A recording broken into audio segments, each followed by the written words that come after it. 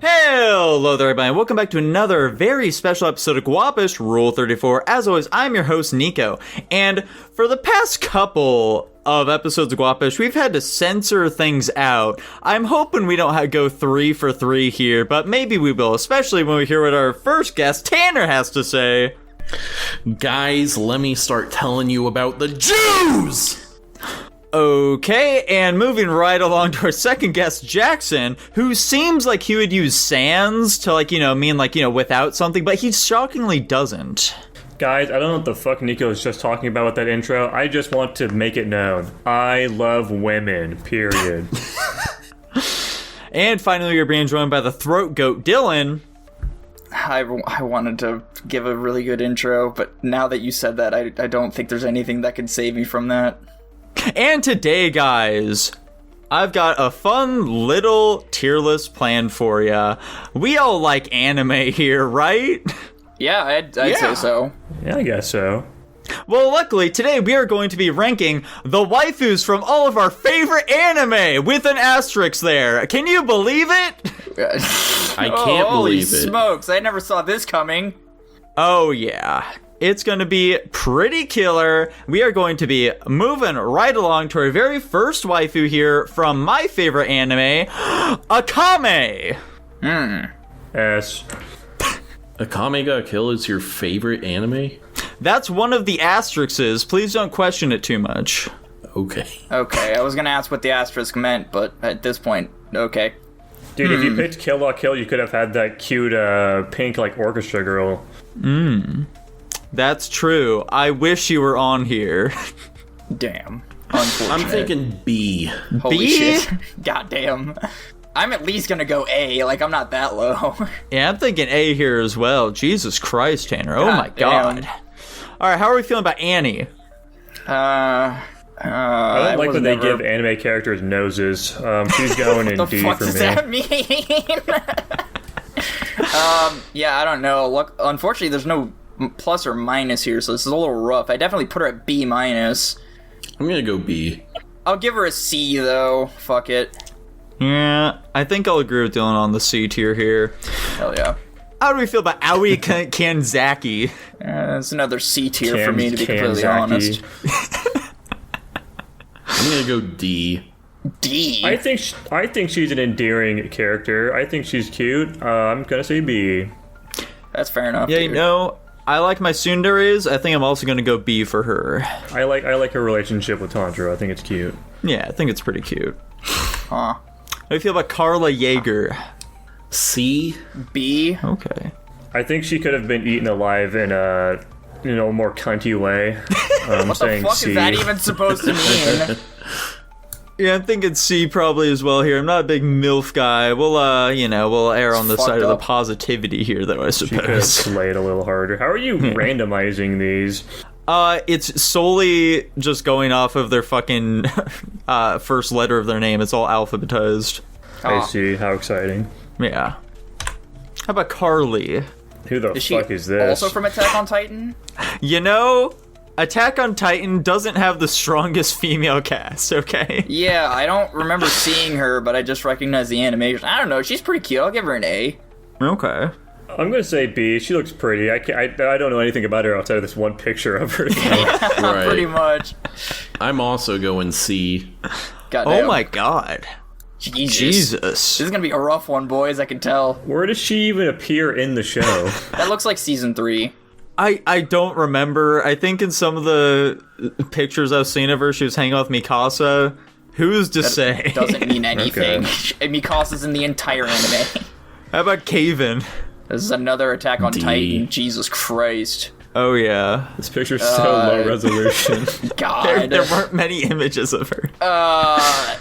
D. Do I think she's hotter or on par with Aaron's mom? I'm gonna say C tier. Yeah, I feel like D tier is probably pretty good. Tanner, you should have picked a favorite anime that has better waifus in it. Damn. I'm sorry, I guess. Oh, wait, I'm All starting right. to see the fruits of our answers now. God damn it. Oh yeah. How about Chelsea? S. I'm also S. thinking S. I think she's a fucking baddie. Good on I'm you, gonna be Jackson. handing out S tiers like candy in this tier list. I'll give it yeah. Oh, okay. Are we just not gonna acknowledge me and Tanner's rankings here? No, you guys are gonna soil it. I was gonna say A, so just for context, I'll say A. She's not doing anything for me, C. Jesus She Christ, really has oh like my a little fucking makeup God. kit, and she can use that to make herself look like anybody. Is she Yeah. from fucking Megumi or whatever the fuck that anime's called? Megumi. I don't Megumi. fucking know what it's called, dude. The explosion That's magician. very funny that he's heard of Mr. Magoo and then Megumi. Whatever. What do you mean, combined Mr. them. Magoo? What the fuck are you talking about? Oh my god, you're the one who fucking said it, buddy. And also, we've referenced it before. You can say this all day, buddy. It's not gonna make a difference. Moving right along. Yeah, we're gonna move on. How are we feeling about Clannad? Where does she go? Her name is Fuck. Clannad? Yeah, her name is Clannad. name? Her name's Tomoyo. Oh, okay. Damn it. I'm gonna go... I really don't like her hair color, but aside from that, I think I'm gonna go A. She's a fucking baddie. She's very strong as well. She's the type of woman that can kick your ass. Oh yeah. Despite her appearances. I'm also saying A. Okay. B. B. I think I'm also feeling B for her. I gotta say, the Clannad character designs they don't quite do it for me generally. I don't like the big eyes and the small Yeah. everything else. This is like an early 2000s visual novel. Let's give it a little bit of credit here. That's fine, dude. I'm not saying they're bad looking, but like, if I was to see them in person, it's not doing If anything. you were to see any anime character in person, you'd be like, what the fuck is that? You're not fully interpreting what I mean by that Why sentence, do they but let's look move like on. that? Are they a bug person? They're a little cutie patootie. Alright, here's God. Daki. S. S. Oh shit, really? Yeah, dude, I'm kind of thinking S for her as well. I've already made it very clear I think she's the hottest character in Demon Slayer. Where would you put her, Dylan? Like B. Oh my god. I don't like her. Hater alert! Alright, how about Dina Fritz? Why did you have to choose her Titan form? Why couldn't you choose It's her funny. human form? We needed something to put in the F tier, I guess. Yeah, I guess F tier. I actually can't remember what her human form looks. Do you have her human form in this list? No. Do they even show her? Oh, wait, yeah, Yeah. they do. Yeah, they do. She looks really fucking generic in her human form. She does, yeah. I'll say F tier as a Titan. Okay, yeah. Fantastic. Alright, here's Esdeath, the big S. mommy herself. S. I'm 3 for 3 on Akame Ga Kill characters right now. Okay, well. They all agree with S. Sure, Ice Dami why Mommy. not, dude? Dylan's also going S. That's shocking. Holy What do smokes, you mean let's plop shocking? her What's up shocking about it? there. You normally are just not super into these Women. waifus. What can I say? How about Frida? Crazy picture. Why did you... What part of the... She was the original Assault Titan. Or Attacker Titan? Whatever the No, fuck. she was the coordinate. Oh. Was she the coordinate? Yeah, she's one of the royals. She had the coordinate in her. Okay. I gotta watch Attack on Titan again. I don't know who the fuck any of these people are. I don't... Is she a child? No. Thank God. Are you S. lying? They're anime characters. Nobody can tell the difference. I'm saying A. I think she's cute. I I'll think say A2. S, okay. Yeah, let's put her up there Yeah. then. Why not? Will that be the only Attack on Titan character we get into S? Well, let's see. I How do doubt we it. feel about Fuko Ibuki? D. See? Jackson, you say B? No, I said D. D, Oh, C, D. and B all sound too goddamn similar. I said D. D for donkey. Why did the English do this to us? I'll agree with D for dog. Okay. I think Fuko's a little cutie patootie, but she's the opposite of a wife. Yeah. She's some little autistic kid. Oh, I forgot to ask how we're rating this. Oh, well. Dude, however you feel. Don't worry about it. No, because that's what usually gets me into... No, because that gets me into trouble. You guys put me out of context, you motherfuckers. No one watches this podcast. Yeah. Oh, yeah, right, buddy. All right, how about Gabby? D. I'm pretty sure we see like an adult Gabby at some point. You And I'm in don't. the fucking Gabby gang, dude. S tier. D tier. I'm gonna go A. I'm fuck gonna is say wrong with A you as guys? well. I think she's fun. I like her spunky personality. Dude, she's great. I'm a big Gabby stan. I love her. Apparently, I looked that up. Apparently, she's fucking 12. Yeah. Yeah. crazy. Like we said, though, we're rating the adult versions, obviously. Yeah, okay. There, she doesn't have one. You just imagine it, buddy. In Yeah. 6 years, she will. Use your mind's eye.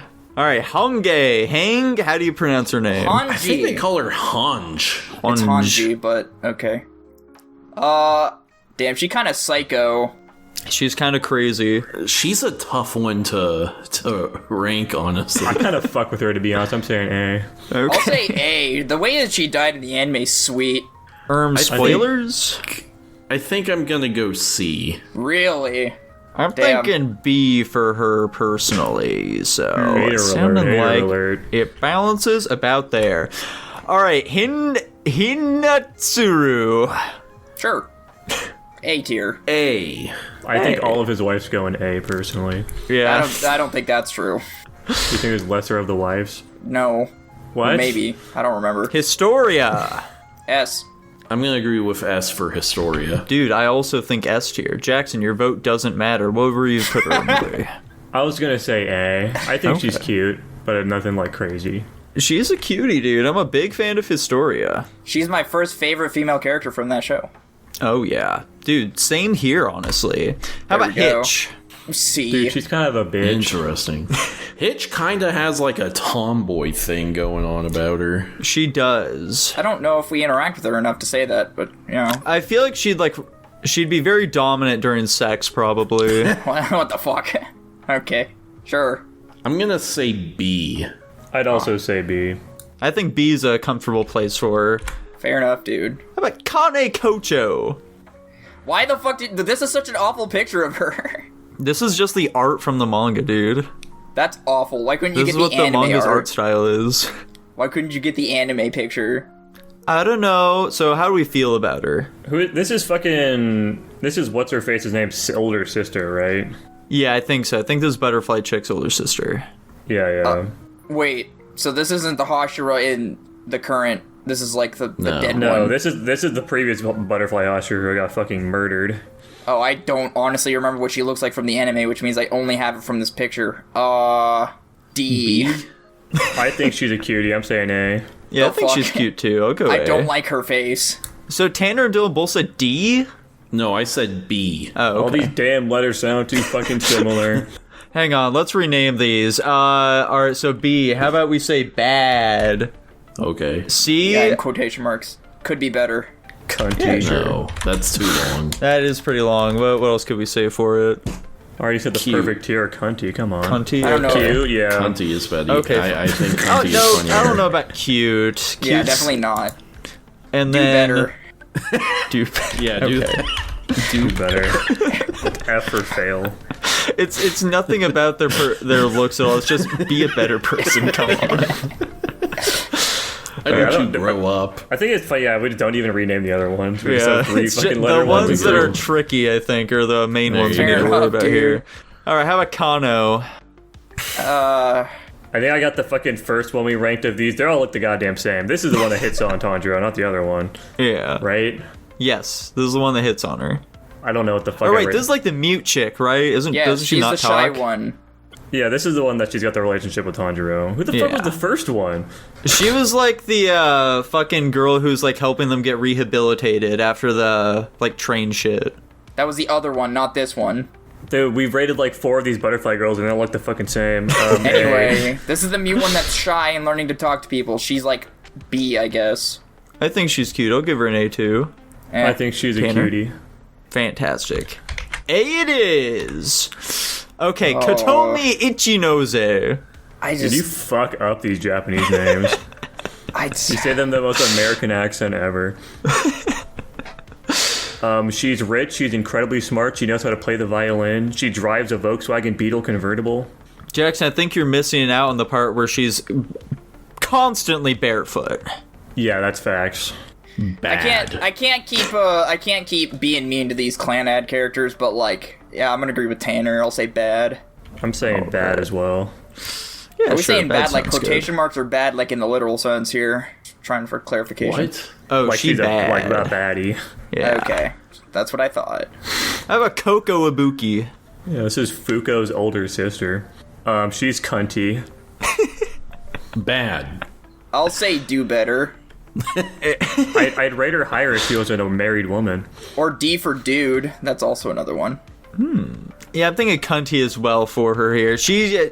I don't know. She ain't doing much for me. She's pretty plain, I would say.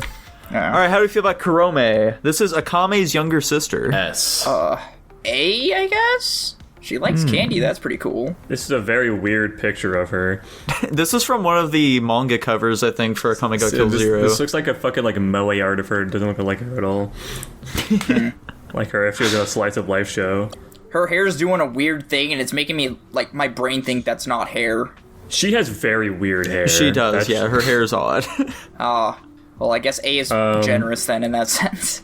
I like Kurome. She's a little basic. I'm going to say bad, I guess.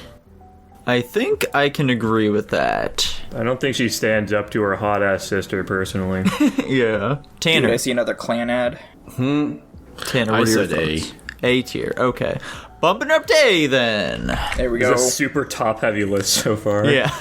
Of course. They're the characters from our favorite anime. It only makes sense. I was gonna say, what the fuck? Okay. The bad Yes. bitch herself from Clannad. She's the top waifu, honestly. Kyo, dude, come on. She's going S tier for sure. Why is that book so stinky? Because it's not stinky, it's like smoking because she like presumably threw it at somebody or some shit like a boomerang and then caught it. Yeah. She's okay. she's like a fucking aggressive like tomboy tsundere. She's I'll always go throwing S. books and shit. She's got a cute little boar pet. Oh, I'll yeah. go A, I guess. Hater alert, hater alert, hater o'clock. S tier she is. Alright, this is Leone. From what? Akame Ga Kill. Jesus, they got cat people? Oh, yeah. They got everything. They got gay guys too. Yeah. There's no Okay. way. Those don't exist. I'm gonna go A. I'll go bad, I guess. I would also say bad. I'm not a huge fan of her aesthetic, though I do like her character. Yeah, I would also agree with that. Okay, where are we putting The fuck? Louise? Louise, who the fuck? Why are you don't picking know. random? And- God damn it! Where are the other options? You should have we- asked me for a different anime. This is from Tanner's. Well, it's one of my top ones. That's why I said that. I don't know. D, I guess. Okay. Do better. I would not be that harsh. I'm saying Conti, I Yeah, guess. I think Cunty as well. Yeah, I'll agree Crazy. with Conti. Alright, Makio. Another A tier wife for me personally. I'm thinking B tier. I don't like her as much as the others. I like. I'll go. Damn. Do I think S or A? Her hair makes me think she's like Rengoku's estranged sister or something. It's feudal Japan. I would believe it. Damn, I can't remember what his other wife looks like. We'll just have to wait and find out. But that's gonna base off whatever. I'll put her in A, I guess, for now. His for last me. wife is the bimbo one. Yeah, That's it's the all one I that remember. just looks like fucking... Not Tanjiro, fucking... Inosuke. She just looks like Inosuke, and do they ever explain that? I don't think they do. No. And let's go with fat tits. Exactly. That's I don't- exactly what she looks like. Stop it. Okay, so Mako, where are we putting her? What the dog doing? He's mimicking the pose, Like there's a little bunny in her skirt. That's right? cute. It's very adorable. I'll go A. I don't like the haircut or the face or the fact that she looks like a child. Oh my god. I'm saying she's bad. All right, how Jesus. does this alternate pick work for you then, Dylan? It doesn't change anything. Okay. She literally has her dogs out though. Yeah. I don't care. That's a weird thing that I don't participate in. What's that? How's that bat standing up? I Physics. think she just threw it down. Damn, dude, she's got brass knuckles that say her fucking name. She does. She's pretty fucking sweet. I like Mako. I'm thinking S tier for her personally. I think she's a fun character, but she just has a very bland design. I think that's part of her charm, though. You know, Sure. she's supposed to be the bland character to contrast Ryuko. Regardless, dude, just because she is bland doesn't mean that makes it a good thing. She's not funny games here, man.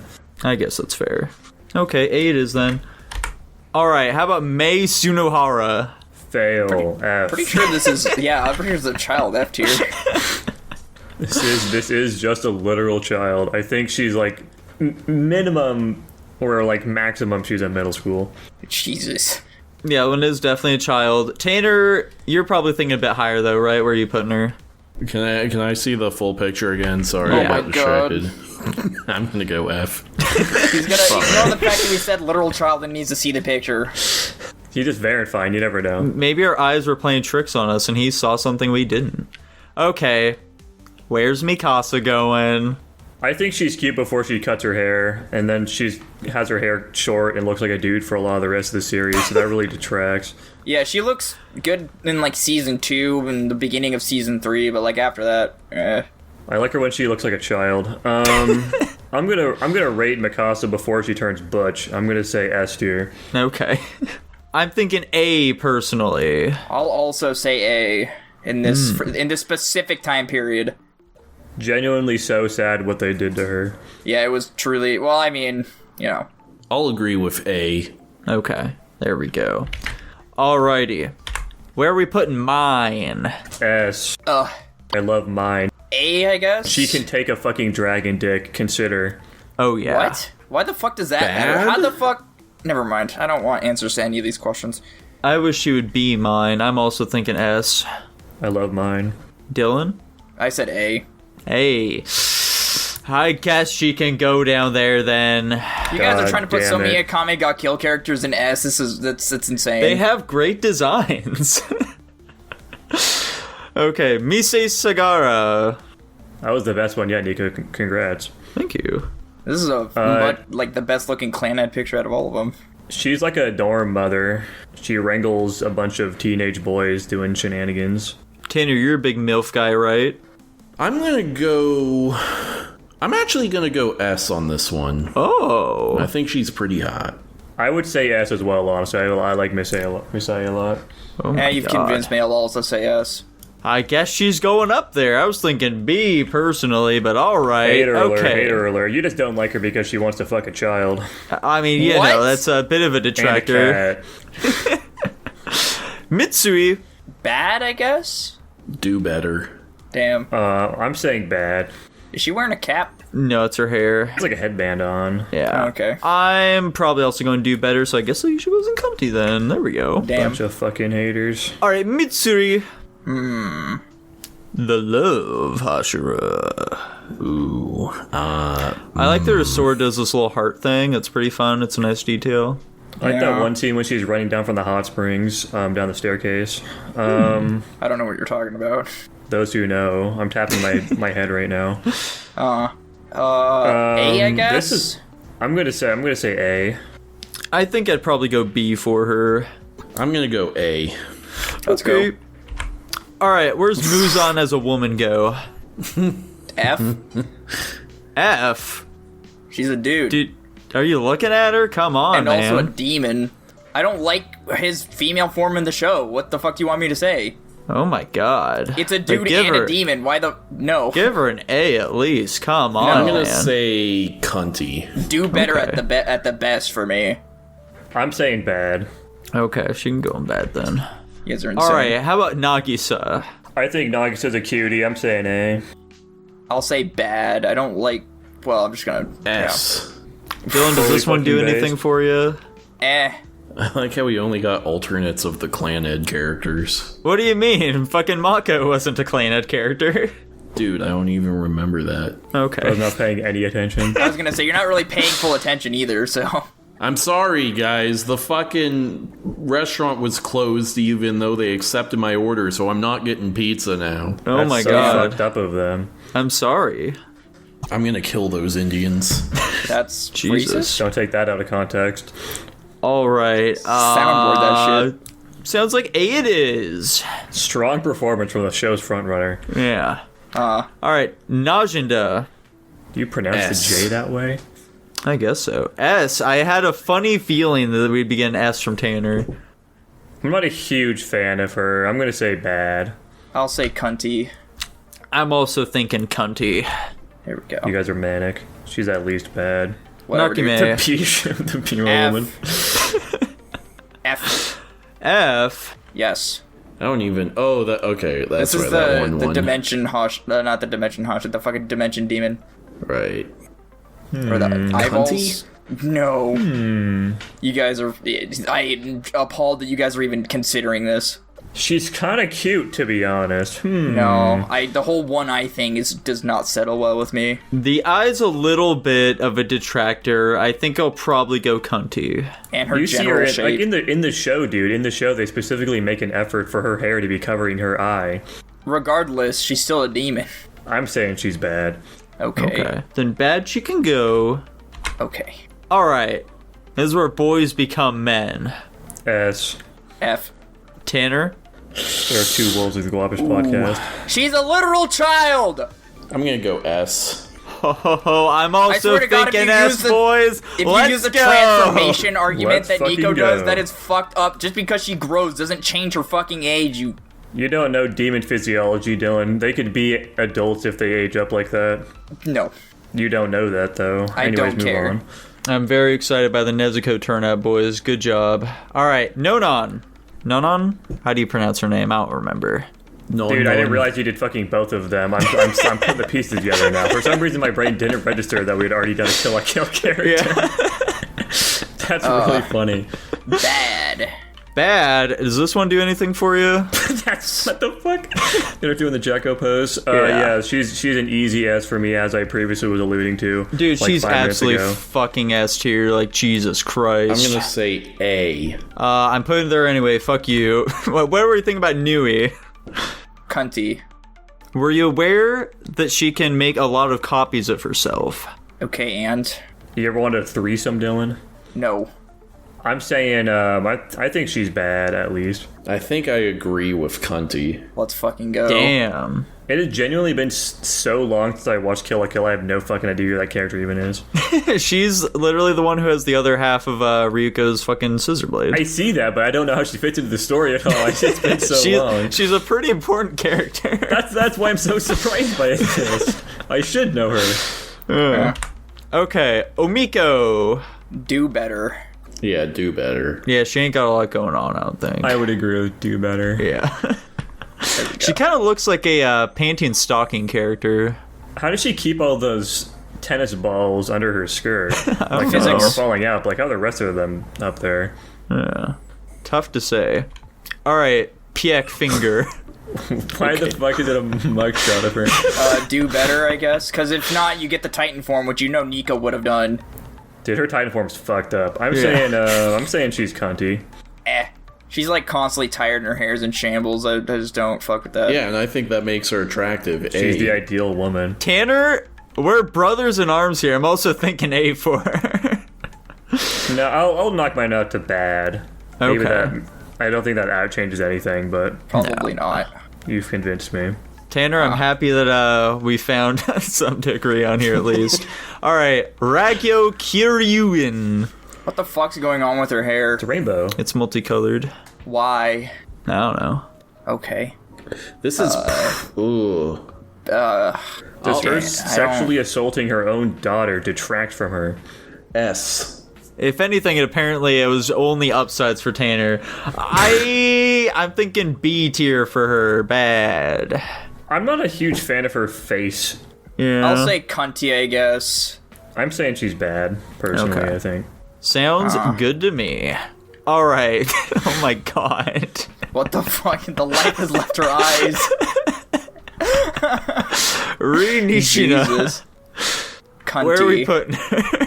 I guess. I think she's cunty. She's nice. Nico, do you know where she's from in Clannad?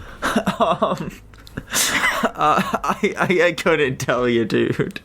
She's in 2 spots, Nico. She is one initially introduced as part of the music club with the other character we already did, who reject Nagish of because they steal her fucking student teacher, whatever, the person they need for their fucking club. And then later on in After Story, she is a co-worker with Nagisa in that restaurant they both work at. Oh, fun. I'm thinking D tier. I'll go bad. Bad, Jesus. Okay. Nico, you're just a fucking hater. I think she I balances think it. we've all been haters at one point or another in this tier list, I guess. Alright. Rio. Where are we thinking? Twin sister of Kyo. Yeah. Wait, they're twins? I don't actually know. I assume they're twins. They look the fucking same. They just have Okay. different I thought she was the hairstyles. younger sister. I mean, they're in the same grade. Oh, okay. I thought we established that all the Clannad characters look the same. Wrong. I would Okay. say A. I think she's a cutie patootie. Yeah, I also think she's pretty cute. I'll go A too. Okay. She does tarot card readings, dude. She's the ideal woman. That might make her worse, actually. True. All right, A it is then. Okay, main character of Kill la Kill, Ryuko. How we feeling about her? Show her in Bad, her I fucking guess. bodysuit. Okay. Thanks. Does not change anything. Yeah, it doesn't change anything for me too, still S. Yeah, S tier. Bad. I'm gonna go A. A, fucking fine. You pieces of shit. Fuck you. Whatever, I hate dude. you guys. I can't believe I've done a podcast with you for this long. Mochi, shut up! How about saying A? This is Nagisa's mother. S. She does not look like a mom. She looks like a... Okay. She gets that a lot. Yeah, legitimately in the show they make the joke about her looking like Nagisa's sister all the time. Or like they're like, are you Nagisa's sister? I'll say A, I guess. That is a diabolically flat ass is the problem. I'm gonna go bad. She's literally a Japanese woman. They all have that. True. Yeah, I think I'll go bad as well. Well, I guess. Oh, hang on. Fuck. Hang on. Sorry. Yeah, I guess that'll balance out to A, probably. I don't know. I didn't pay too much attention. Sasha! Honestly, I'm gonna go S for Sasha. Yeah, I don't agree. I'm gonna say cunty. I'm gonna say bad. I'm probably thinking bad as well. Interesting. That sounds good to me. Fair. All right. What the fuck? Satsuki Kyurien. Show her in a bodysuit. Okay. Do S. better. How could you possibly rate this absolute bombshell a fucking D2? That's I haven't crazy. really liked any of the Kill la Kill characters, to be fair. I don't. Dude, you're a I don't- fucking hater, dude. Come on. They're so stylish. They're fucking sweet as hell. You said we're rating them based on our feelings, and that's my feelings, so who cares? Your feelings are incorrect. Get better feelings. Dylan is not beating the allegations. I'm gonna go cunty. Cunty. You're crazy. You're fucking crazy. I'm not a huge fan of her either. I think I'd probably go probably like a low A, so it sounds like she bounces out there. Y'all are nuts. Here's Seryu. F. A. Wait, is she missing an arm? Her dog's biting it off. Her dog is biting it off? Yeah, it's chomping it off right now. Is the chain not connected to that arm? I'm confused. Yeah, it is. Huh. And I'm guessing the dog is like some kind of demon. Don't worry about it too much. Is it permanently affixed to her? No. No, her dog can like walk around and do something. A. A. Alright, sounding like she's going B tier. What did you give her? Dude, I gave her B tier. Oh, okay. How about Sheil? Sheila? What? How do you pronounce her name? I don't remember. Dude, it's some dumb shit. I don't remember either. She's got I'm giving her scissors. an A. She's a fucking baddie. Dude, that thing where you can see their belly button through the clothing. Uh-huh. Fuck. Oh, fuck. Oh my god. I'm with you so hard there, Tim. I like the librarian glasses thing. I like the Yeah. football hair. She's wearing a cheap how, that type of like Chinese dress where you Yeah. can see their leggings on the slits. That shit is like such a fucking neuron activation for me. You know what? I'm giving her an S tier. Why not? Fuck it. I gave That's what- Seryu an F tier specifically so I could give Seal an A or an S tier. Huh. That's a weird way to Dylan, think. you said A, right? Yeah, I said A. I think she's pretty attractive. Dylan, you should watch Akame Ga Kill. I have it on Plex. There's a lot of anime you want me to watch. You need to make up your fucking mind. I want you to watch every single thing on Plex. I'd probably go B for her though. So she's going in A. You're manic. Here's Shinobu. We finally got to her. S tier. I don't like her personality at all, but I'll go A. I'm gonna say A as well. Damn. Okay. I'm also thinking A. God damn it, I wanted at least one in S tier, and it's not the one that I wanted. Dude, you got Nezuko. Be happy about No, that. fuck that shit. She's a child. Shinobu also probably is. She's not. Okay. How do we feel What with the the fuck? spider demon daughter? Do better. Do better. Come on, guys. She's an A tier at least. No, they're very plain and boring. I'm gonna say bad. Bland I and like the boring. white homunculus aesthetic. What can I say? Yeah. That She's showing off some of her feet as well. All right, how about the mom then? Where's she going? she's a little better. A. She does have the dogs out. Why Yeah. do you guys She's a keep cutie in the show. She gets her fucking head lopped off pretty easily too. It's a pretty cool scene. She doesn't even want to be evil. I like her. You know what?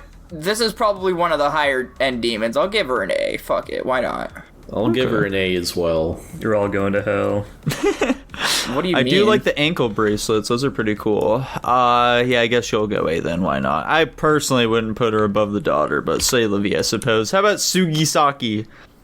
Cunty, I guess. I think she's probably the weakest of all of the generic band group people, side characters in Clannad. I'm saying Cunty as well. This is Clannad? Yeah. Why does this look so different?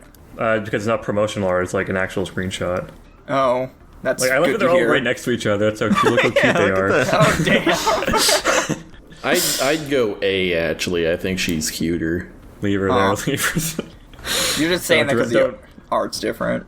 He goes fucking clobbering Mochi again. He's like Homer with Bart. He's fucking shaming him. Why you little... I'm His other sorry, cat's that being little so guy loud. just keeps being so fucking loud. Get dogs, they're better. No. Alright, here's the final one of them. She's just a Inosuke, but to be fair, Inosuke's kind of a baddie too. I'm thinking A tier for her. Dude, you could have found a picture of her that's more than like 200 by 100 pixels wide. Dude, for each of the fucking wives, this is like the only image that ever comes up for them. It just keeps being that in different resolutions. I have it on Plex. You could have just looked it up. Should have used the one of her like crying. I'm gonna say B. Bad. I'll say bad as well.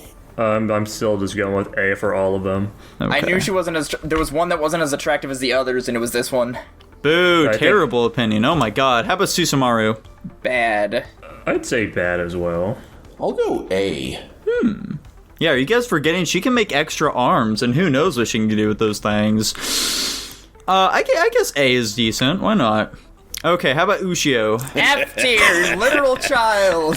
I'm gonna go F. Guys, I will have a statement here that Nico specifically asked if he should include this character. I told him no, I didn't include her in the images I gave him for this tier list, and yet here she is. Fuck you, Nico. F tier. Yeah, she's God F damn it. tier. I can't believe you guys will easily throw these ones in F tier, but not Nezuko. Apparently that's a different story. Dude, have you seen Nezuko? Oh my god. Or how I about Yellow? literally watched the entire anime, dude. Do better. Almost F tier. Fuck it. Why not? I don't remember who the fuck this is. Actually, no, I remember hating this character. F tier. She's like the main, I don't know what you'd call him, but immigrant character. Yeah. She's the main, like, Marleyan that they keep on the island with them. Yeah. I'm agree with Do Better. She has a terrible bowl cut. I would agree. She looks like the Yeah. female version of fucking, I can't remember Armin. his name. Yeah, that guy. Armin. Alright, final character, Yukine. A cunty. I don't know. Cunty. I think she's cute. I think she's bad. She's like a Yakuza girlfriend. I'm putting her in cunty anyway. Can I, well, actually, I don't remember what everybody else voted. I was gonna ask if I could change my vote on one of the Hashira wives. Which Why one? the fuck did you just do that? The blonde hair one. Blonde hair? Where'd you want to put her? S. I don't remember where everyone else put her, so she's staying in A. There we have it, boys! This was the big, fun, our favorite animes waifu tier list. I hope you enjoyed it. It had a few asterisks in it, but please ignore those. And anyway, What were the asterisks? I don't even know what the fuck you're talking about. we're ready to talk about something else that'll probably have a few asterisks in it as well. The asterisk is that he didn't pick your favorite, Dylan, and he picked two of his own. Yeah, so one of the asterisks is, in fact, that I did not include Dylan's actual favorite anime, which is My Hero Academia, because quite frankly, I didn't want 80% of the tier list to be My Hero Academia characters. I mean, that's fair, dude. They're also all children, so who, that would have Yeah, worked. we didn't want Dylan going, dude, this is just a child, dude. This is just I did a it child, anyway, dude. child. This is just a I did it child." anyway, Tanner. Why does that matter? Yeah, you should shut the fuck up. Anyway, It can be a hot child, Dylan. Oh my god.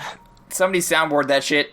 Oh, I'm definitely getting a good clip of that one. There we Anyway, go.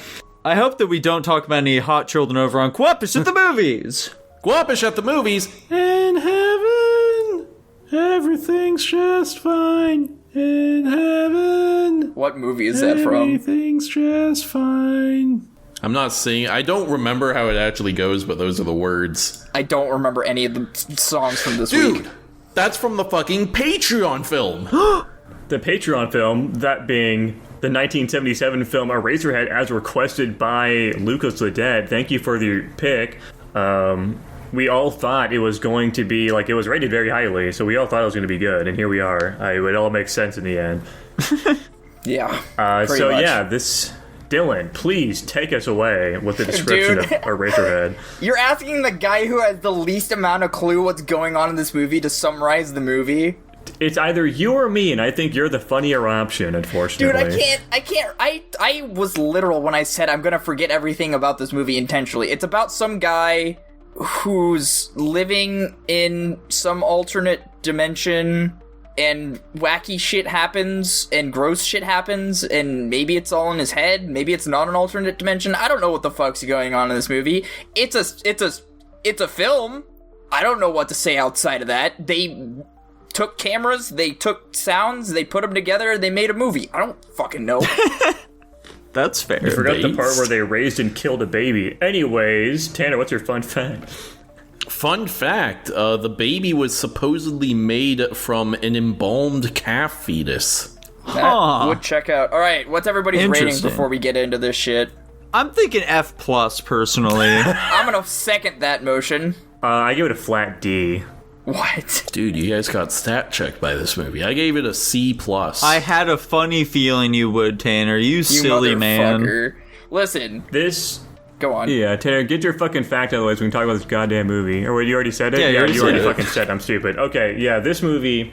I'm surprised Tanner's rating this highly, because it seems like the type of movie where he'd be like, this movie's completely nothing, it's got nothing of value here, it's just some artsy-fartsy bullshit to try and make pseudo-intellectuals think they found something interesting.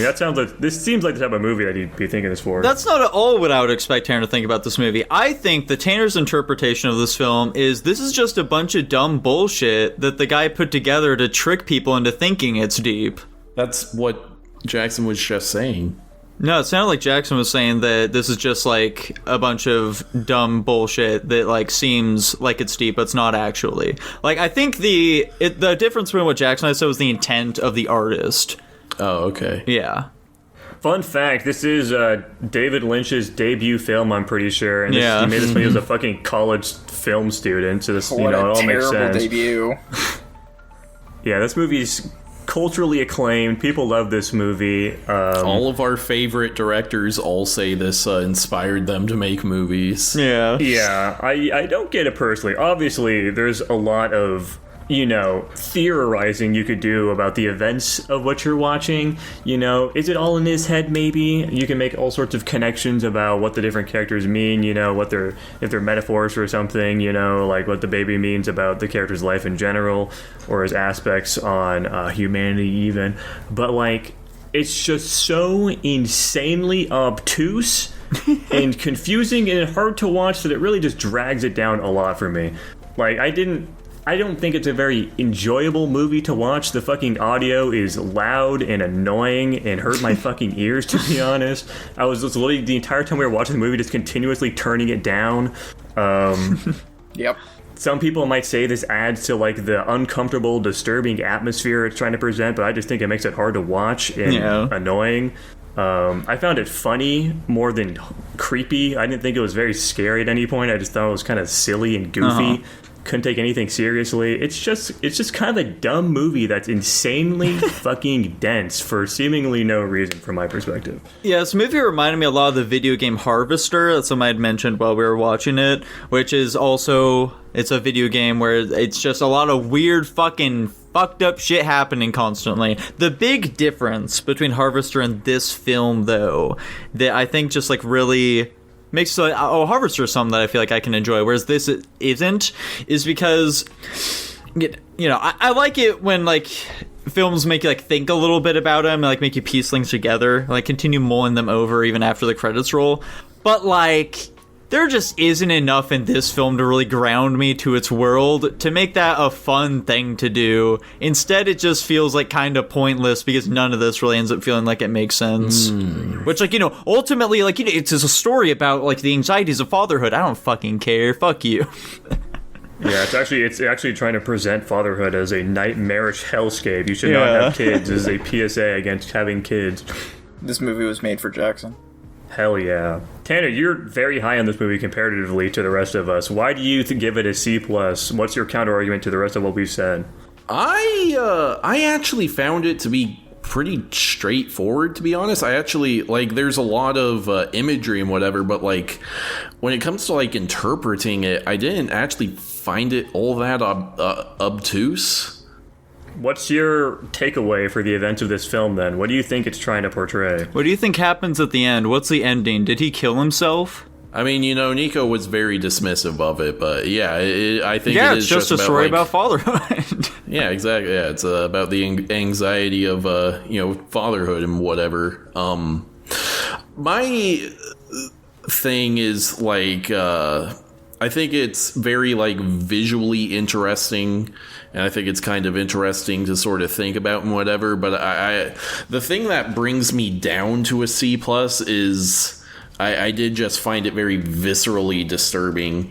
I think a lot of the credit I'm giving this movie is like it really did get a reaction out of me, like especially at the end when he like cuts open the bandages and then it's like neck comes out. That entire like segment of film, I was literally like staring at the screen like mouth agape, just in horror at what I was looking at. What do you think that meant, by the way? Why do you think the neck kept doing that? Did that mean anything? I don't know there, but what did the whole Eraserhead, what this film is named after, what did that entire sequence mean? I think that's just a complete non sequitur. I don't think that had anything to do with anything. It's very straightforward and easy to follow, I'm telling you. I mean, you know, it was a dream, so the part where I think he it's goes allowed down to be into weird. a pool of cum or something with that random woman he hooks up with, and then his head gets fucking lopped off. A kid grabs it and gives it to some doctor that turns it into an eraser. This all coincides with the plot of him being a father. It's fairly straightforward. Honestly, I just don't think you guys were paying that much attention to the film. Listen, you're putting words in my mouth for no reason. I think that the surface level story, well, not even story, but like the surface level themes, I guess, are pretty straightforward. Yes, there's lots of imagery and whatever, but like I wasn't like sitting through this and being confused while I was watching it. I would agree. I think the themes they're trying to portray are not super subtle, but also like they're just done in such an abstract way, as this film's obviously trying to be. That's its whole point, is trying to be some super abstract alternative type of movie. And honestly, that's why it makes it really hard to rank, and why I was really tossing up what I wanted to give it initially, just because this movie is fun to think about and theorize what's going on, but I don't think it's like a fun movie to watch necessarily. Like as a viewing experience, I think it's more entertaining to think about what it's trying to portray and like maybe try to explain to you, rather than actually watching it as a piece of media. Like, I don't want to watch this again, but I do. Throughout the entire week, I've been like pondering, you know, like what has this movie been trying to say to me? I don't know.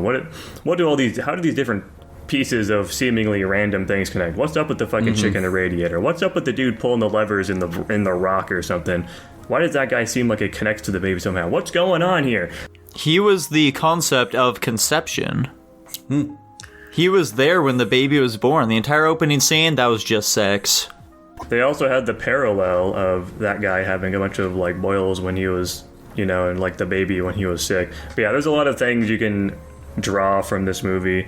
I think it's more fun as like an art piece rather than something to like rate, which is kind of unfortunate because I didn't enjoy watching this, but I absolutely see merit in this movie, but also like it's just not something I want to like rate. Yeah, I'd agree with everything you said there.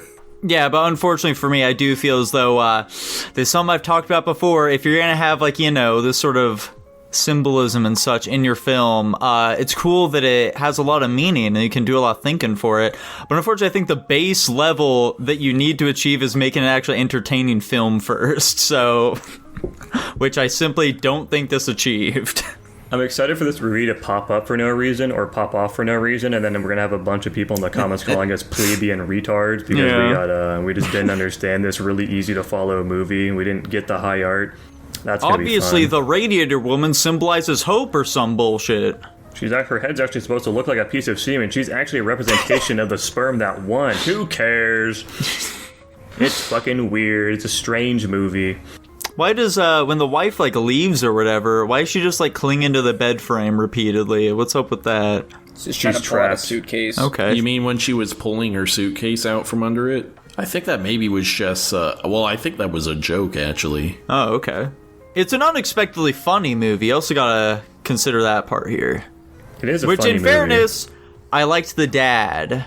I thought he was a fun character. Him just fucking blankly giving him a smile after the two women leave the room crying is the funniest shit ever when the little chicken gets done splooging and just fucking staring at him. Funny movie. What's up with the fucking shit all over it? Like, why has he got, like, mulch or some shit all over his fucking apartment? Why did he start seeing that shit in their house when he, like, is about to leave? What's up with that shit? What does that represent? That's his headspace. That's the fertile ground in which his child will grow. I don't know what the fuck's going on in this movie. I guess we're gonna end it off here, presumably. My rank hasn't changed. Okay. Why'd the mom kiss him? F+ still. She thought he was hot. Oh, She was okay. horny. True. That was weird. Yeah, my rank remains unchanged as well. C+. F+. There we go. Sounds like you were at least higher than we initially talked about the film, Dylan. When we first watched it, you said you were going to give it like an F. Well, it was gonna go in that tier somewhere, is what I was implying. Okay. Understandable, and that landed at a D overall, which sounds about right. For Eraserhead. I F tier is for like movies I won't watch again, basically. Which you wouldn't watch this one again, so it all makes sense. Yeah.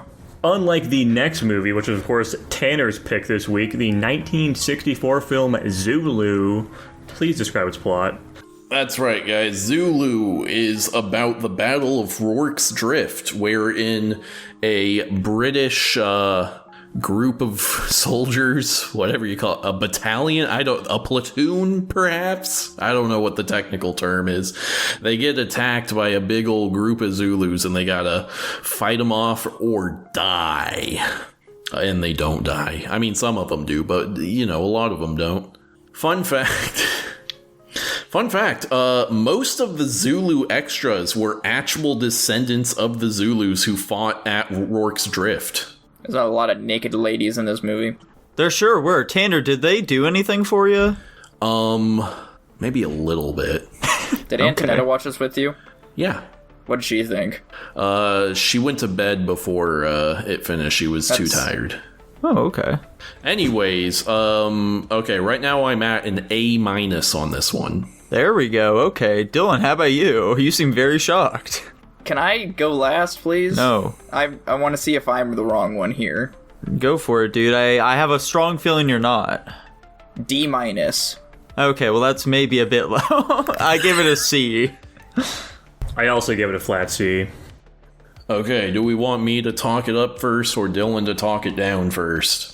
How about I shoot straight for a second? I think the acting is pretty well done. I think the setting is totally generic. Honestly, this is trying to take place, it's just trying to be a historical retelling of the events of this battle. Yeah. Jackson, before you give your thoughts, can I do a real quick, it's based on a true thing. Let me just do how accurate it is. Sure.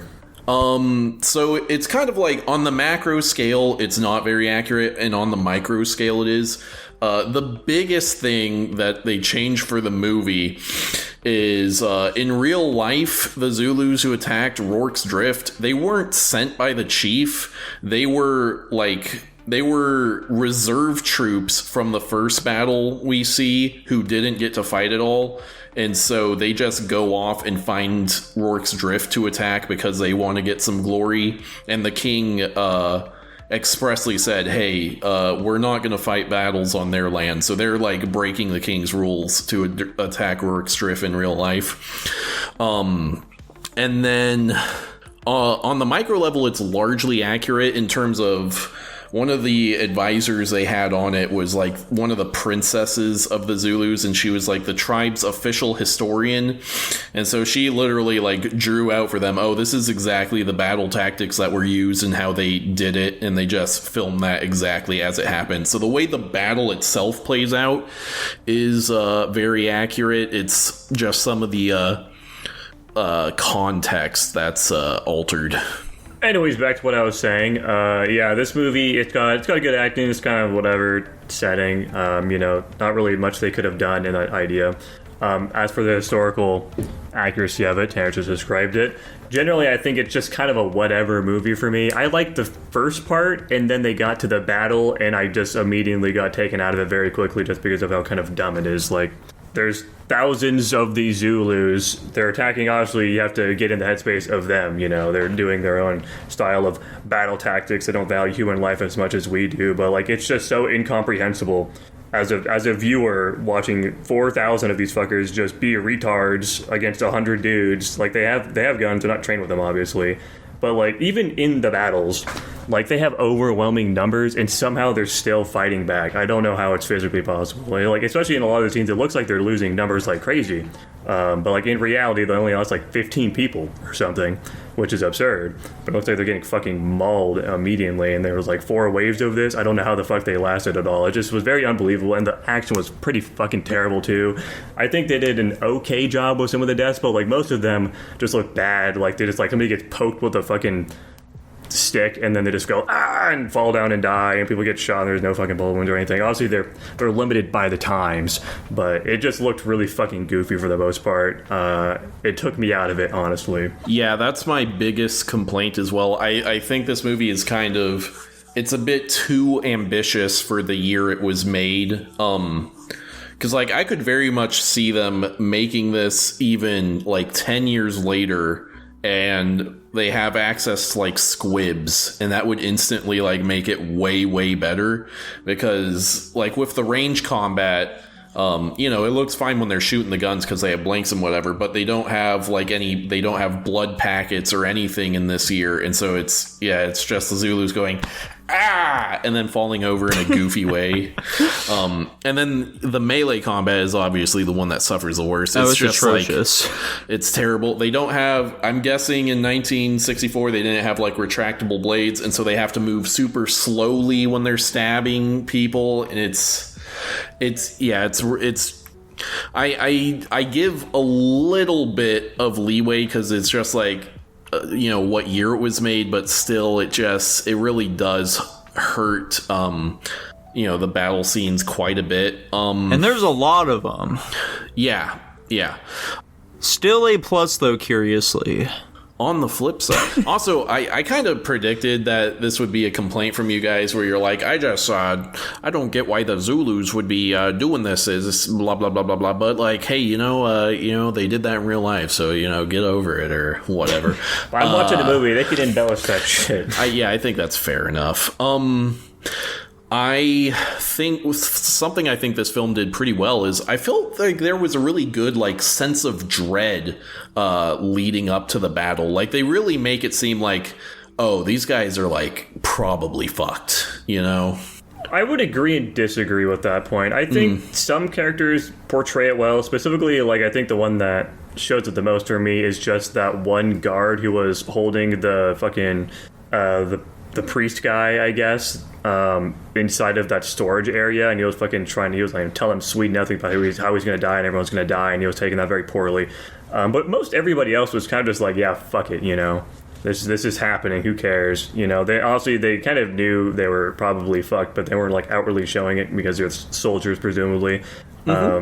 But there's also, like, scenes, like, you know, you definitely feel that sense of dread when they had, like, the train noises going on, but, like, the characters weren't particularly acting like they were, like, super scared of it or anything.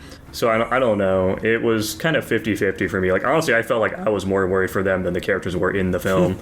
Okay, I can understand that. What else was I gonna say? I think aside from, like, there not being blood and them not being able to show it, I think there are some pretty cool moments in the battles. I think when they're doing the, like, door-to-door fighting and they're, like, busting holes in walls to start fighting or jumping through the roof, I think that scene is pretty cool. I think that particularly when the fucking dude set up, like, the fucking, like, 3 squads for, like, the firing simultaneously, and just that scene of, like, squad 1 fire, squad 2 fire, just got going repeatedly through those. I thought that part was really well done. Yeah, I agree. I think that scene was personally sweet. If I was the Zulus, I would have went behind him. I will agree. This is going to be kind of a non sequitur, but I read the Wikipedia article for this battle because I was also curious about the historical accuracy of it. And I'm going to be completely honest, I was a lot more invested reading the fucking Wikipedia article about the fight than I was about the actual fight. Like, the way they're describing, like, the wall combat they did was a lot cooler sounding in the Wikipedia article than it was portrayed in the movie. Also, this is going to be just like another random kind of funny thing. I got fucked on in the Goblin Camp of Baldur's 3 the first time I played it, and the scene where they're defending themselves inside of the fucking hospital area where they're punching holes in the ceiling and shit really reminded me of that, like how hopeless and surrounded they felt. That's very funny. Another thing, so I made the mistake of reading some Letterboxd reviews of this movie, and it's just people, screaming about like how racist it is or whatever, and they're just wrong. I think this movie is, for the year, impressively respectful of the Zulus. Like, I don't think either side is portrayed as particularly villainous. I think it's like, they're like, yeah, the Zulus are at war, so they're gonna attack this place, and then these soldiers, they have to defend themselves. I don't think they really say these are good guys, these are bad guys.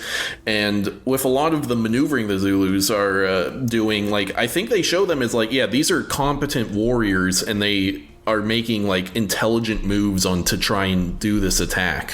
Yeah, honestly, I was rooting for the Zulus throughout the entire film. It's still baffling the amount of numbers they had, and they didn't just go, let's just fucking surround them.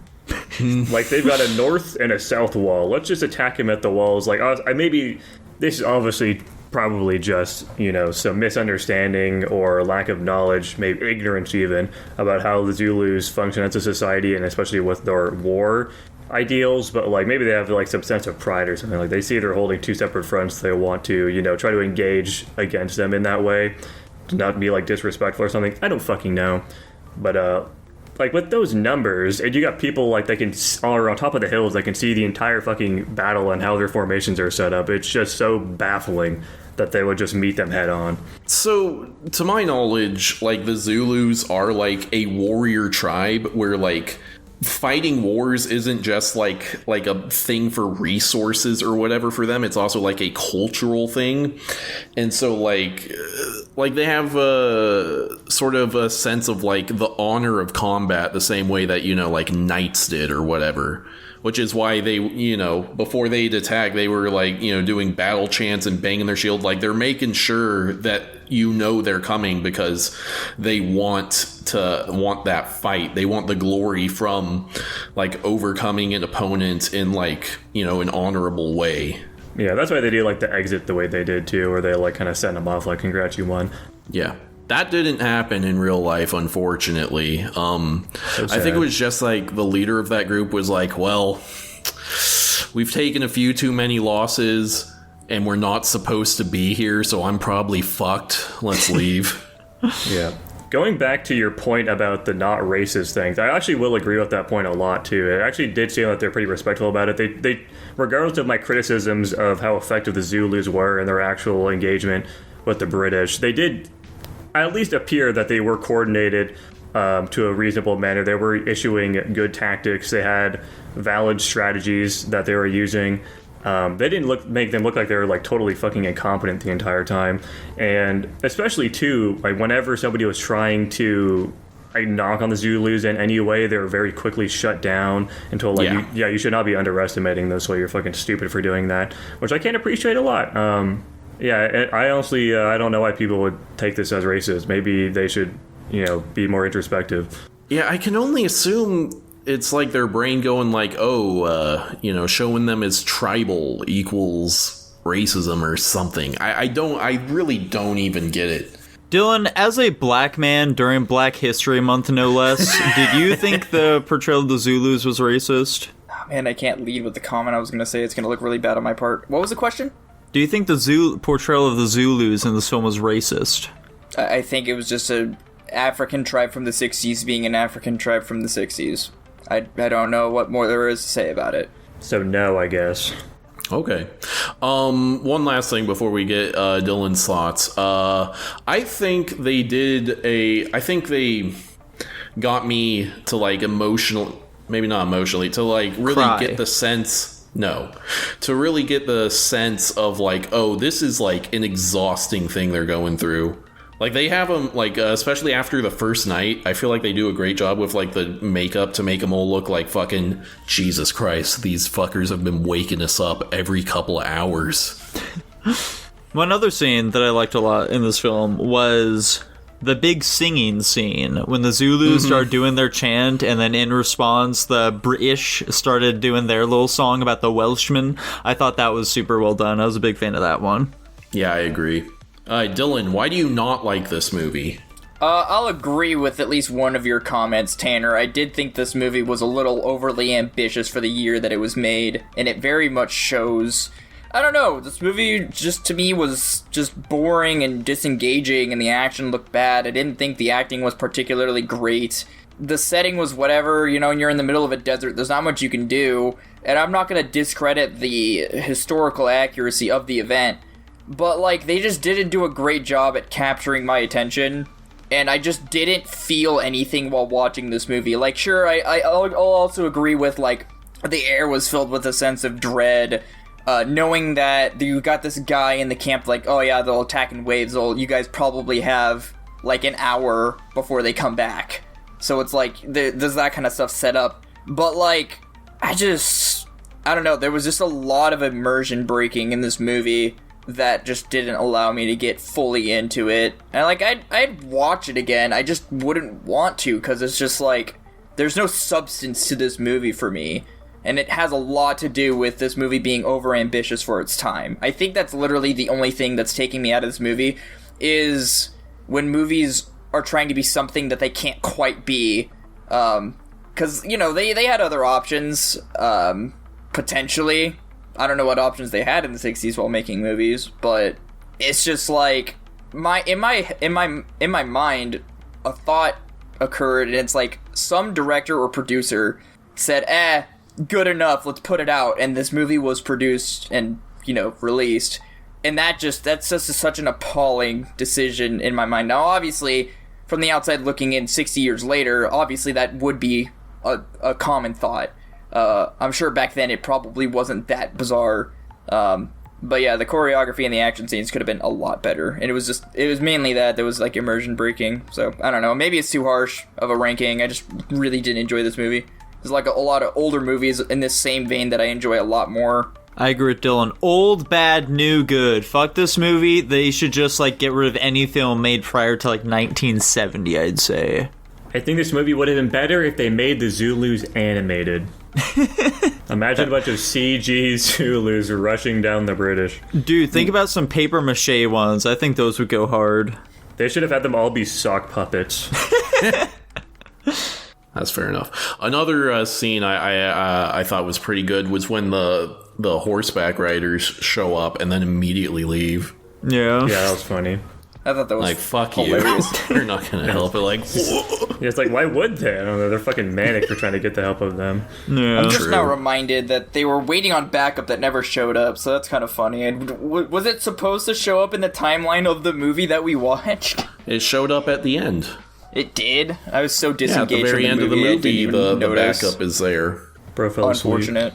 Final rankings. Yeah, so as for our rankings, I suppose, yeah, I'm still, I think I'm going for C. Jackson, you sound a bit more positive, though. Are you thinking maybe of bumping it up here? No. Okay. Dylan, how about you? Did Tanner's glowing review of this film sway you? I'll give it a D+, whatever.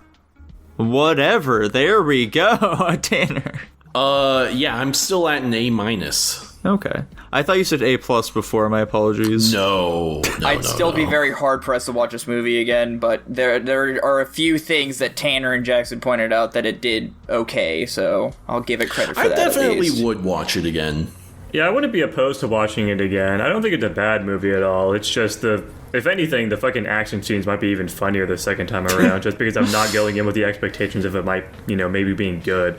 That was also Right. something I didn't really talk about. I was like, I did like the intro part of the movie, and then when we got to the battle scene, I was just very let down, unfortunately, and that certainly affected it. Yeah, I'd say that's the big thing. Yeah, so maybe going in the next time, I'll rate it higher because I just think it's kind of some dumb fun, and I'm not going to take it as seriously. Yeah, I think I'd probably be willing to watch it again if it were within the setting of like a history class. I'll watch it with my grandpa or something. There you go. And, Jackson, I think there's something to be said for it getting you to actually go read some of the history of this event. I thought it was interesting. So yeah, I would agree. I'd give it some kudo points for that. Not enough to rank it up higher, but I got what I needed. It's hard to get put into my headspace of why I went and read it. I think I literally was just like, were the Zulus really this fucking stupid? Oh my god. All militaries were. Yeah, I mean, whatever. We can stop talking about it. It doesn't fucking matter. What's our next film? Wait, did you give the overall, Jackson? Oh yeah, the overall is C+. Oh, Thanks. okay. No biggie, dude. Speaking of things that don't matter, we have Nico's pick this week, the 1994 film The Shawshank Redemption. Please tell us about it. All right, yeah, so The Shawshank Redemption is a film about a man who was wrongfully imprisoned. Good old Andy. He goes to Shawshank State Prison, where he meets Morgan Freeman, and together, through the power of friendship and the magic black man stereotype, he's able to find the courage to break out of prison, and he goes off and goes to Mexico, and Morgan Freeman joins him. Tanner, what's your fun fact? Fun fact, despite now being considered one of the greatest films of all time, it was a box office failure and didn't win any major awards. Damn. That's unfortunate. Bonus fun fact, this film is based off a book by Stephen King. Holy smokes. Fuck that guy. I actually have another Stephen King film on my list. Oh, Whoa. I'm sure we all do. I'm sure it's like its worst one, I'm pretty sure, too. Oh, fun. All right. Dylan, where are you ranking this one? Well, I did second. Let me go last. You haven't gone first yet, have you? God damn it, fuck your logic. I gave this movie an S. I really liked it. That's good to hear. I gave it an S-. I also gave it a flat S. I gave it an S+. There we go. Holy shit. Dude. This is the #1 rated IMDb film, so it shouldn't be shocking. Crazy. Also, I'm shocked it's not going to rank higher. What's crazy is I have so, I'm sure all of us have heard so much about it, and it's, always lauded as one of the best films ever. And so, you go in with this, like, maybe it'll let me down because my expectations are too high. And no, man, it really is just that fucking good. Yeah, it's a banger. It's crazy. I only know this movie by name. Yeah, I Yeah. legitimately didn't know anything about this movie. I just knew that it was very famous for being good. I didn't know anything outside of that. Had any of us seen it before now? I had seen, like, bits of it. Yeah, like Dylan. I'd seen parts of it, but I'd never seen the full film. Yeah. That's very funny. I mean, this is the kind of thing where it's like, it's so good. It's like, what is there even really to say? It's an absolute masterclass of a film. It has brilliant writing, acting, costumes, the emotions. I think it does really good with twists in the story. One thing that really stood out to me is like, oh, that's a good decision they made in the story, is not really letting us know whether or not he's actually innocent. Yeah. Because, for most of it, I was like, okay, yeah, he did it, he's in denial, and he's, because, he isn't, harping on it all the time. He says it once, and then it's not until the other character comes in and tells him, hey, here's, a plausible explanation for how that actually happened that comes up again. I think that was just great, because I could see it getting annoying where it's like, okay, yeah, he's harping on being innocent all the time, so he must be, and then blah, blah, blah, blah, blah. But no, not quite. Yes, I was very enthralled with this movie. I liked the emotion they delivered throughout the film. I do agree. I do like the twists. I like how every once in a while in the pacing, they'll switch it up where they'll not necessarily defy your expectations, but they'll do something that's not quite expected, and then it kind of gets you to not that this movie wasn't engaging, but it gets you to retune into the movie to pay attention to what direction they're taking it. And I like how along with the breeze a lot of these characters are, and yeah, they're not super extraneous with I didn't do it, because they also introduce it as a dismissive statement where everybody in this prison is innocent. It's oh, what'd they get you for? And it's it's just a motto throughout the whole thing. And I will say, the movie is paced fairly nice. I wish it wasn't quite so long. It's not, like I said, it doesn't overdo it. I just think it was a little slow sometimes.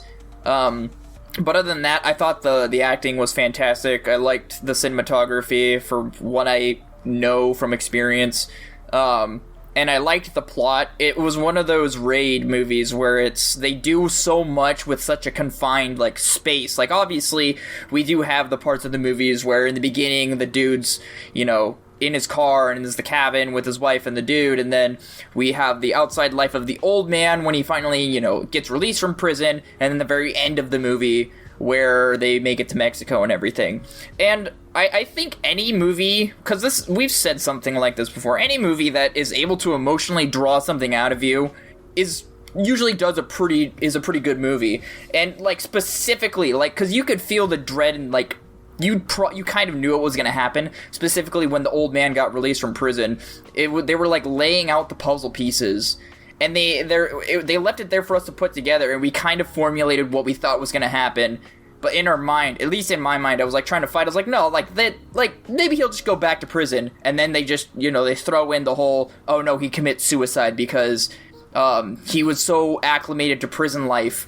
And I feel like that was, like, another message they were trying to put out there. It's like, when you put people in prison and they've adjusted, but you leave them in there for so long and then you finally release them to the public, it kind of fucks with them. And it's like, would they have been better off in prison? Should we have just let them, like, at some point they kind of insinuated there is a tipping point in prison life, and I think it was like a line that Morgan Freeman said. I don't know if I can call it a throwaway line, but there's a tipping point where it's like, at one point you're getting out early enough to where you can, you know, go back to society, but there's the tipping point where it just doesn't make sense anymore, and prison life is the only thing you know, and, like, it causes people to go insane and almost kill themselves, or in this case, you know, they do. Yeah, but this movie had a lot of twists, had a lot of emotion, really good acting. I enjoyed the movie. Like I said, the only problem I had is it was just a little bit long in some parts of it. Anyways, I've got 2 negatives with this movie. They're really not that crazy. I'm not, like, super attached to the cinematography. I think it's okay. I don't think it's anything, like, super crazy standoutish with me. I did read a lot of people are saying, like, yeah, no, it's supposed to give you the sense of isolation and feel like you're really, like, with Andy in this prison. I don't know. I didn't really feel it. I think it was just kind of whatever, personally. Not to say it was bad. It was just kind of whatever. Uninspired for me. And there's also, of course, some believability with his escape, I would say. Little goofy that, you know, over fucking 20 years, nobody heard him doing this, chipping away at the fucking wall for 20 fucking years. And we was like, what's he doing in there? I don't know. A little strange. Then, of course, I assume maybe he's been testing out this pipe for a while or something, but, like, you know, what happens if he just gets to a fucking grate at the end of that pipe? He's fucked. Nothing he can do. He didn't know about that prior. You know, it's just a little goofy the way he escapes. But I do like, I think it's not really that big of a deal, mostly just because the setup at the end of it has such a big payoff with the made-up identity thing that they played into previously going into his escape plan. It's just so masterfully done, the way they just weave in all these minor pieces to create these big emotional payoffs at the end. Just very well made. It's also just super good with its themes of just hope, perseverance, the human spirit. It's just a very well-made movie. I agree. What else is there truly to say about it? I guess one minor thing is Tanichi doesn't like this movie. Why? Why not? He thinks the escape is stupid. That's it. Okay. So did he give you, like, a ranking out of it, or did he just think it's bad? No. He just doesn't like strange. it. I was gonna say one thing I forgot to mention that you brought up was I like how the red herring of I made like a false identity so we can, like, do these, like, tax things and get money. I like how that, like you said, was weaved so gracefully into the end where he just shows up as the alias and just fucking goes off and gets his just desserts. I thought that shit was kick-ass. I love that part. Anyway, go on, Nico. Is that a red herring? Yeah, he used that phrase completely wrong, but we know what he's saying. Yeah. Question for you guys. Is Andy a Christ figure? No. What? No? He literally does a fucking cross position when he attains freedom. He brings salvation to the people He doesn't of bring the salvation prison. to anyone. To who? To Morgan Freeman. He brings salvation to his soul. I did think it would be really funny after, like, the warden is no longer in the picture and the head guard guy is also out of the picture. I thought, like, for a moment there would be, like, some way Andy was able to, like, screw with, like, the system a little bit and make sure he gets out. I was kind of hoping that'd be a thing. They didn't allude to it, but they didn't not allude to it. So, but, you know. Speaking of alluding, do they really allude to the fact that he's been digging this hole this entire time? Like, do we ever, like, really get a glimpse of him, like, you know, shaking some, like, the rocks from his pants or anything like that throughout the film? I wasn't paying attention. I didn't notice. I think you could argue the little figurines he's making out of rocks could be an allusion to it. Okay. You could also, him asking for the poster too. You know, he asked for a little pickaxe, and he specifically wants a poster as well. There's some minor things, but yeah, I don't think they really lead into it too much. I did like the way he hid his pickaxe in the Bible. I think that shit was fucking badass. That was pretty sweet. I'm surprised the guy there is some believability issues with that, of course, given this guy knows how heavy a Bible is. Yeah. He's the fucking goat. My man probably would have immediately been like, why is this Bible like 3 times heavier than it probably should be? Granted, I don't think that pickaxe is very heavy, Probably but not, still, so. like, he could probably tell the weight difference of it. I don't know about But that. I don't know, maybe it was really caught in that moment. It also kind of reminds me of another minor thing, too. The fucking warden is so comically evil. It takes me out of it a little bit as well. Like, obviously, there are truly... I mean, this is maybe just my ignorance again, but I'm certain there's people like that are really just that fucked up and so out for their own self-interest. But he's just so comically such a fucking dog shit human being that it took me out of it a little bit. This is not a major issue at all. It's just like, he's just like, wow, this guy's fucking human trash. Even like some random inmate that comes in here has like a hint of something, you know. They could probably just keep Andy in there forever and just never even give him a trial in the first place. And yet they just killed that fucking dude just from like one sentence he says that has no actual corroboration. You know, it's just so, he's just so comically fucking terrible. I just don't think he even wanted to risk it, is the big thing here. Well, I know, I get that. It's just like, you know. I was gonna say, to be fair, I do think he kind of ramps up in his evilness as he gets tied in with more and more dirty money. Yeah. Yeah. Mm-hmm. I will admit, I didn't see him getting shot, like, coming. Like, when that dude got shot, like, obviously when they pan to the dude in the tower with the gun, that's, you know, it's very obvious at that point. But, like, when he got shot, I was like, oh, shit! Like, that caught me off guard. And that goes along with the twist thing. Like, they constantly are doing things to recenter your attention onto the movie if it, for whatever reason, already wasn't. Yeah, I liked those parts in the movie where they keep twisting your expectations in a good way.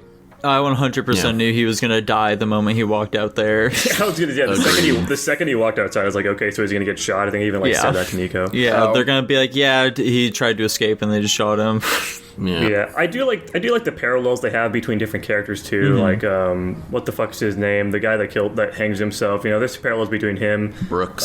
Brooks. Yeah, Brooks. There's parallels between, you know, him and Red and him and Andy, just with their perspectives on getting out, life itself. I'm just gonna keep fucking jacking this movie off. They do a very good job with their characters. The characters are incredibly well written. They're very inside of what they are. Like even Andy as a main character, you can know he would never kill himself. Like, I knew when he was in that fucking cell he didn't kill himself, specifically just because of the way they've portrayed him throughout the entire movie. He never gave up. He's super perseverant. You know, he was sending a fucking 2 letters a week or something to get that money for the library. He never gave up. He kept giving in. Even after he got his way, he still kept going.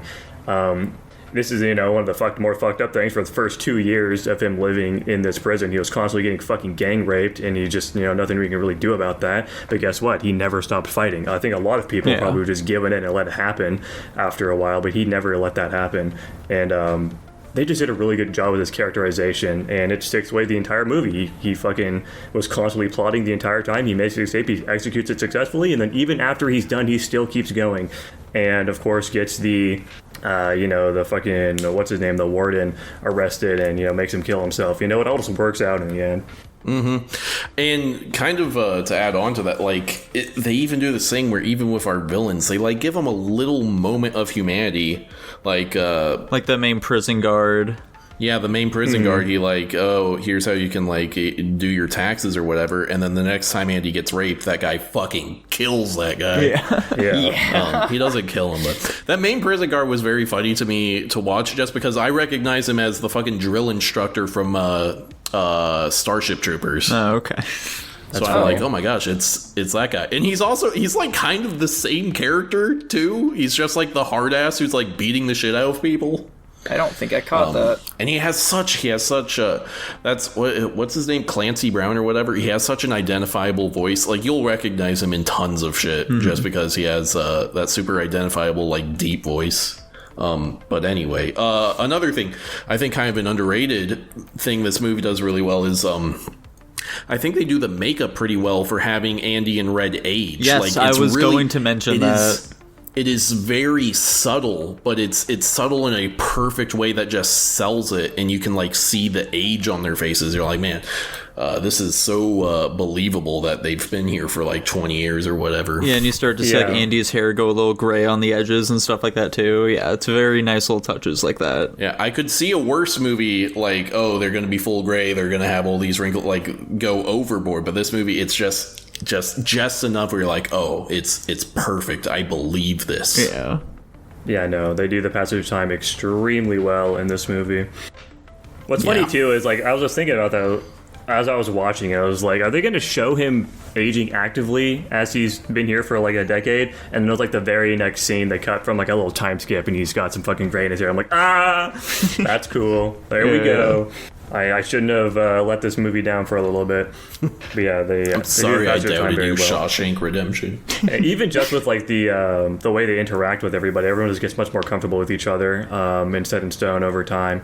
It's just a very well made movie. I guess one final thing for me is, did this movie get you guys emotional at all? Personally, I got teary eyed a little bit near the end, specifically when Red digs up the thing that Andy left for him, and it's a letter telling him to go and fucking meet up. That shit was so cool to me. You know, he planned it out for a while. It's just like they just have such that deep friendship and bond with each other. He trusted him so much, and that was just such an emotional scene for me. He went all the way, and that saved his life too, because they have the parallels between Red and Brooks at that point, and it seemed like Red was probably just gonna fall into the same thing as Brooks, but he had that one piece that kept him going, which was that letter from Andy, that thing under the tree, and that's what saved his life. And I just think that's fucking beautiful. I think the ending is just super beautiful, personally. Yeah, and of course that saying, gotta get busy living or get busy dying.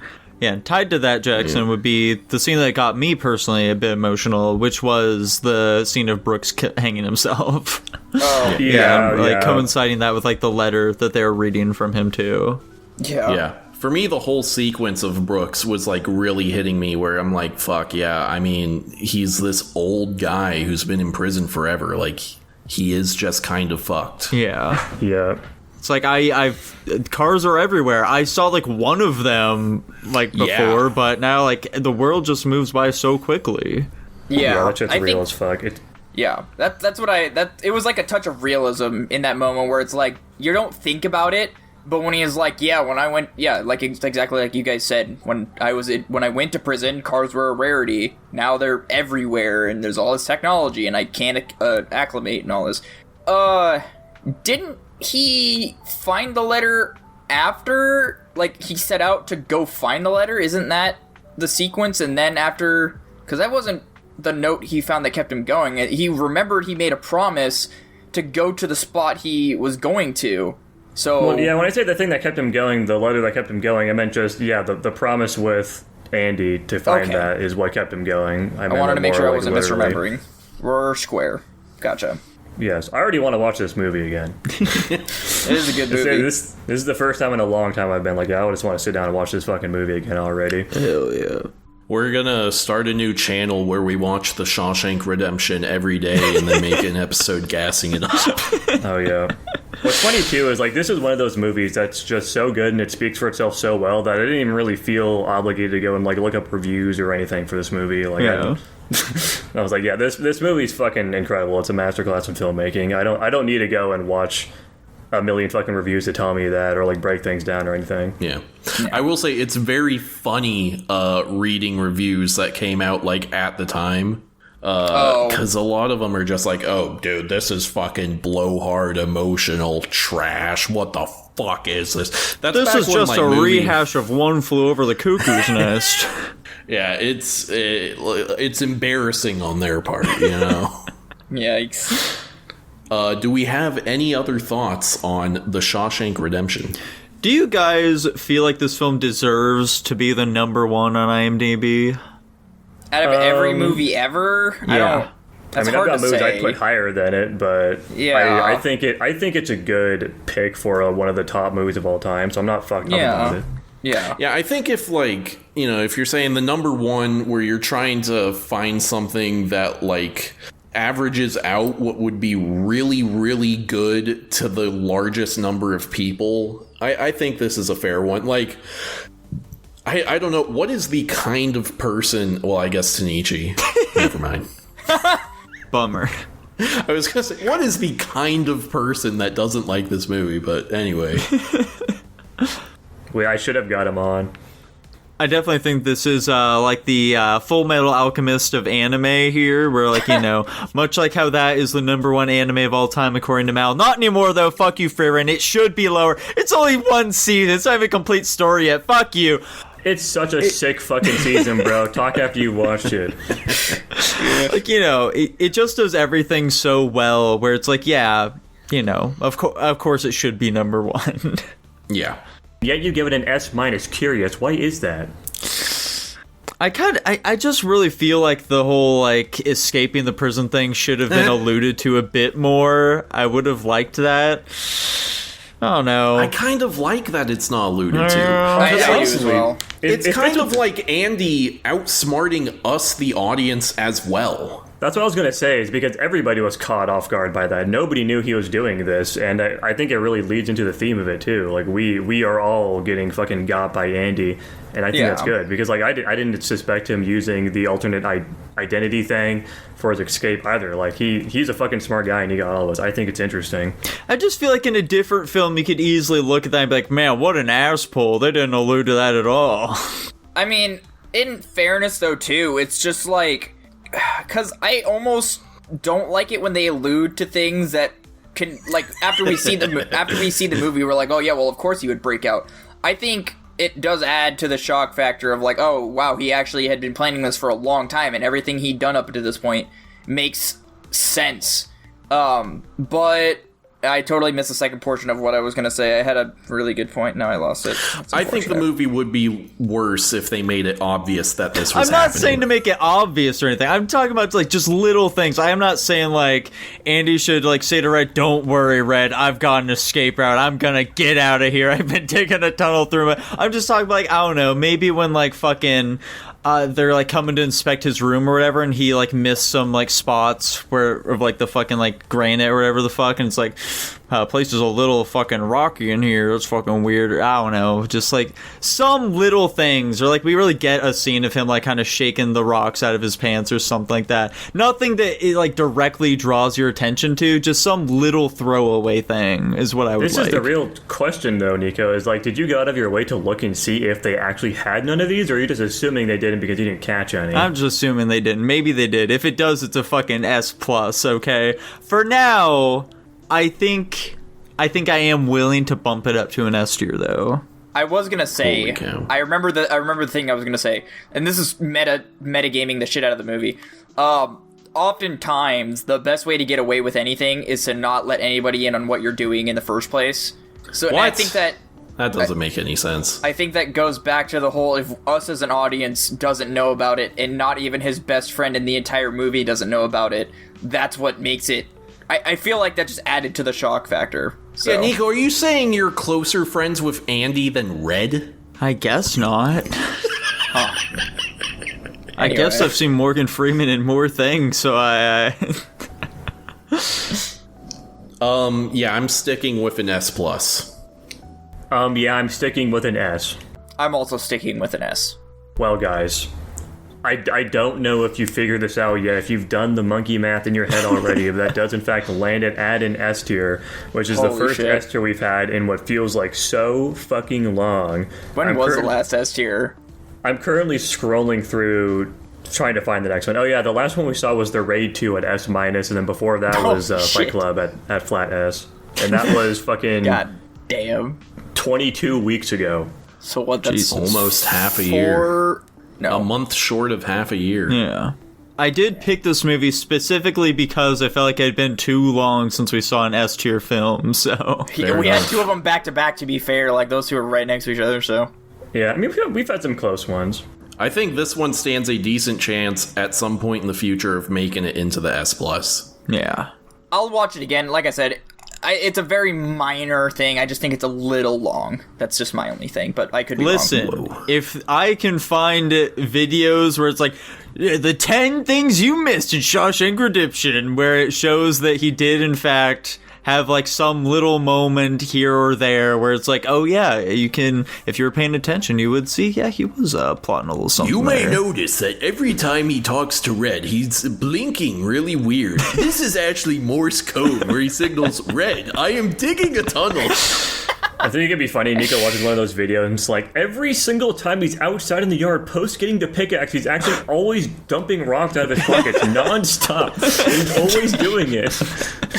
Alright, so boys, as for next week's picks though... You guys want Dylan to give his pick first, or you want me to do my animated or live action options here? Let's hear what Dylan has to say first.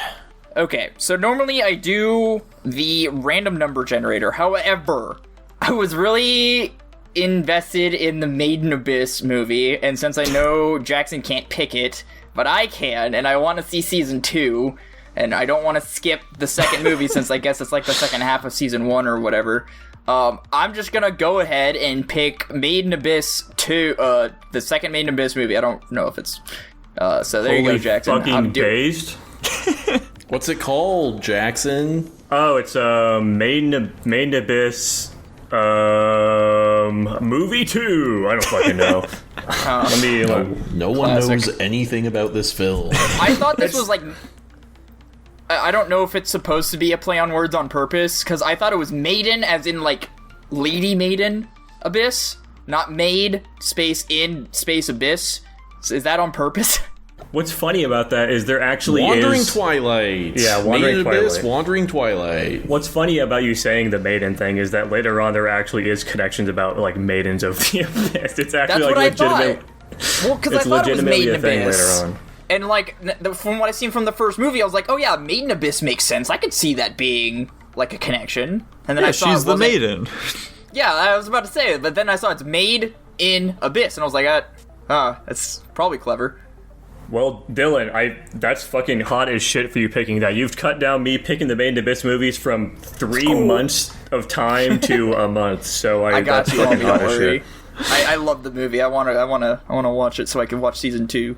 I know, this is a good thing for you doing that too, because obviously this is literally just us. We would have had to wait a fucking month to watch like the second half of a season of an anime, and that's just not a conducive way of watching a season of an anime. So I didn't having the movie consider more that fresh in part. our mind this is definitely going to be better.